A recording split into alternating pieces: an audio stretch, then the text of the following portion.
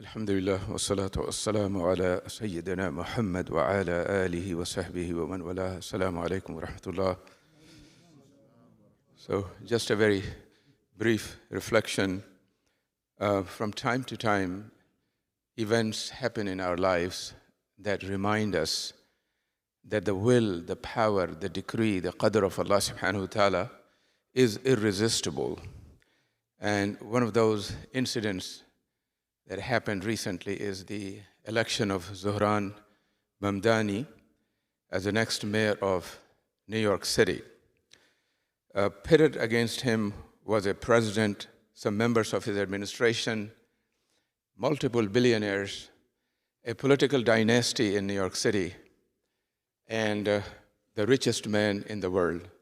And all of them together could not defeat a person for whom Allah had written victory, even though Mamdani stood for justice for Palestinians, and he opposed the genocide, and in a city like New York.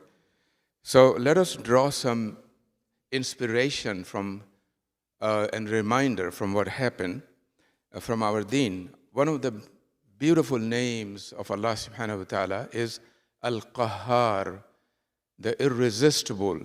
The will and the power and the decree of Allah is irresistible. The Al-Qahhar means the one who subdues, overpowers, and prevails over all things, everybody and all things.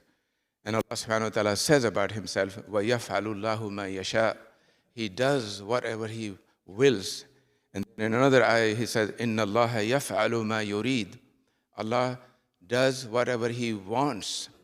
And that's what happened in New York City.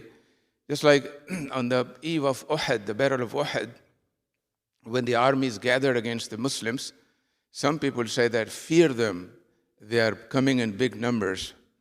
And what happened? It only increased them in faith.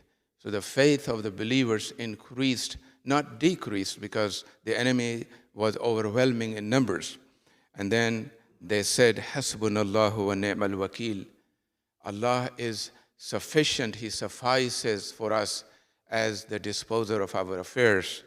So the lesson we draw, and these events that happen from time to time, they truly most powerfully remind who is in control. It is not those billionaires, the richest man in the world, who is hoping to have $1 trillion package being given to by his company. When Allah wants to protect something, Allah wants something to happen, there is nobody that can prevent that from happening. And this is the lesson.